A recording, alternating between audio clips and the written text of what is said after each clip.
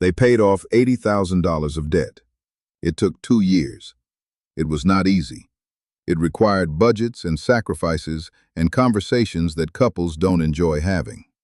They followed a plan. They stuck to it.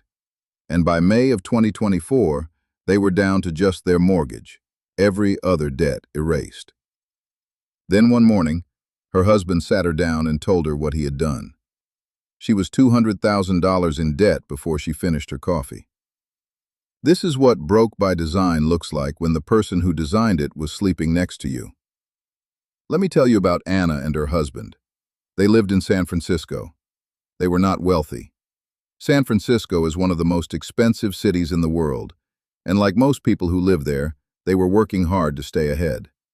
At some point in 2022, they found a structured debt repayment framework, a system built around paying off debts one by one from smallest to largest, building momentum as each one falls. They committed to it completely.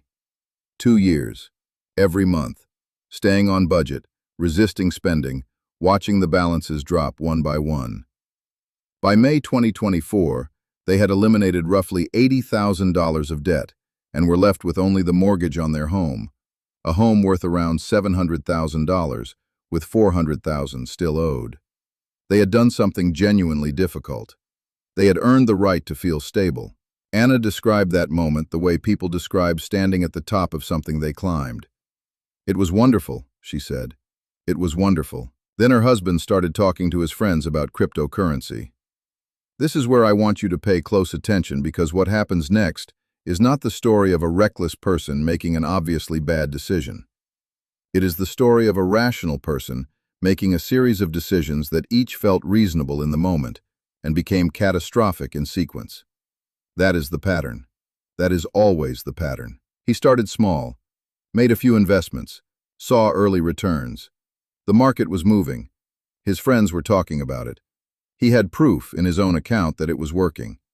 And then he found Pionex. Pionex is, or presented itself, as a cryptocurrency trading platform.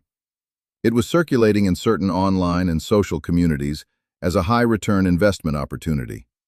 Multiple financial regulators have since flagged it as a fraudulent operation. But in the moment, to a man who had already seen crypto returns in his personal account and was hearing about it from people he trusted, it looked like an opportunity. He did not tell Anna. He took out a personal loan, $23,000, invested it through Pionex. Then another loan, $23,000 more. Then a larger one, $147,000. The loans came from multiple lenders, each one at an interest rate of approximately 23%. He spread them across different sources, the way someone does when they know a single lender would question the full amount of his mother's money into the platform, without telling her either. The total invested, $250,000. $200,000 of it borrowed at 23% interest. $50,000 of it belonging to someone else entirely. Anna found out after every dollar was gone. Here is what $200,000 at 23% interest, without $200,000 making appropriate with for many of it. Here is what $200,000 at approximately $10,000 per month. Their monthly loan payments, just the payments on the borrowed money, before a single other bill, before food, before utilities, before the mortgage on a home with $400,000 still owed, totaled $5,000 per month. Half their income, gone before the month begins. For years. The math is not complicated. It is just brutal. When Anna called the Ramsey show, she described learning about the loans the way someone describes a car accident. The sudden stop, the moment the world reorganizes itself around a new reality. She had not been involved in the crypto investments at all. Her husband had told her about the smaller, early ones. He had not told her about the bigger move. She found out after the money was already gone. The host asked her whether her husband had taken responsibility for what happened. Anna paused. "No," she said. "That was a big lie. He told me he was going to be a millionaire. He told me I didn't have to worry about it." And when she pressed him, when she asked him directly how $200,000 of loans could have disappeared, he told her that God had taken the money away, that it was a punishment, that it was divine judgment. She told the host that the only reason she had not put about it long to God was unfortunately. She told me to help me him he looked back in the car, that it was not related aggressively with the money. She told her the first day that the one was the money with a chi below, that it was a punishment to the loans of loans. She told it that the only reason she had not come to a punishment with many money with a she said for. She told the host that the only reason she had not working around when a put the money, that he just come to stand up. She told me that God had taken the money. She told her that the only reason she had not put about it loans, that the only reason she had not left was because her husband had begged her to stay, that he had cried, that he had told her it was God's will. The host's response was immediate and direct. No, he said, God did not do this. Don't blame God when you made this decision yourself. He needs to own this or he is going to do it again. And next time he'll blame the devil. Anna's story is not unusual. The details are extreme, the dollar amounts, the platform, the scale of the deception. But the pattern underneath it is one of the most common financial disasters in America. Secret debt inside a marriage. And it is worth understanding exactly what that means legally, financially, and practically before it happens to you. Here are the 5 things this story teaches that every person watching this needs to understand. 1. Secret debt in a marriage is not just a moral problem, it is a legal one. In most states, debt taken on by one spouse during a marriage is considered marital debt, meaning both partners are legally liable for it, regardless of who signed the paperwork or who knew about it. Anna did not borrow $200,000, but she owes it. The legal system does not distinguish between the spouse who made the decision and the spouse who was deceived. 2. Early wins in speculative markets are the most dangerous moment in the entire investment arc, not the losses. When someone makes money on a small crypto position, their brain does not register luck or timing. It registers skill.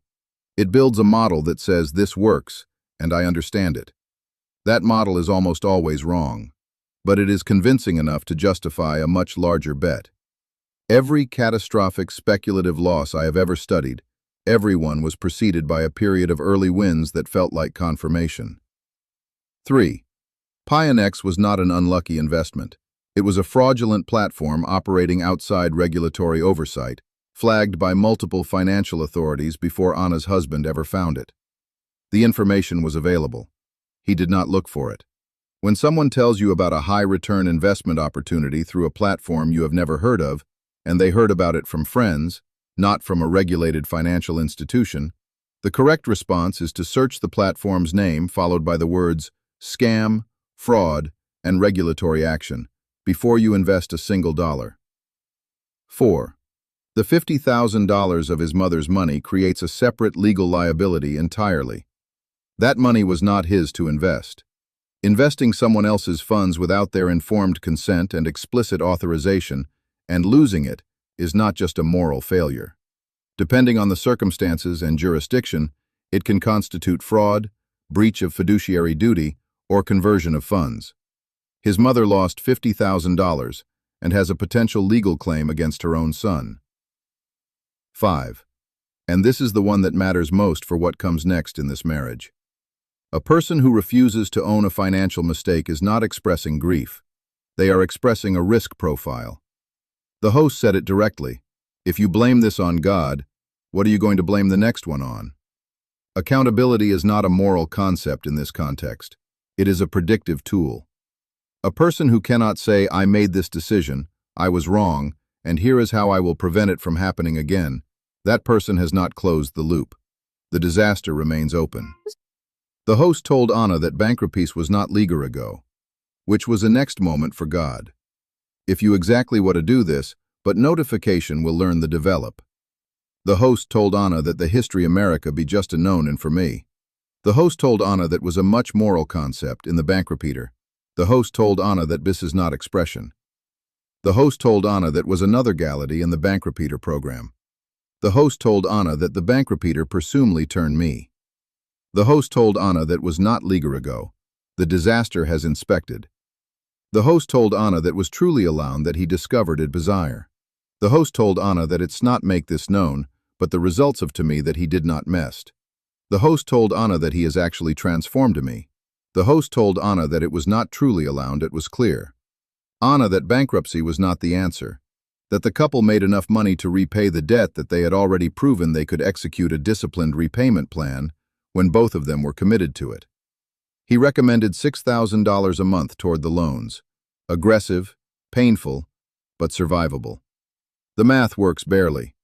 $200,000 at $6,000 per month in principal payments, accounting for the interest compounding at 23%, means roughly 4 to 5 years of maximum financial pressure before the debt is eliminated.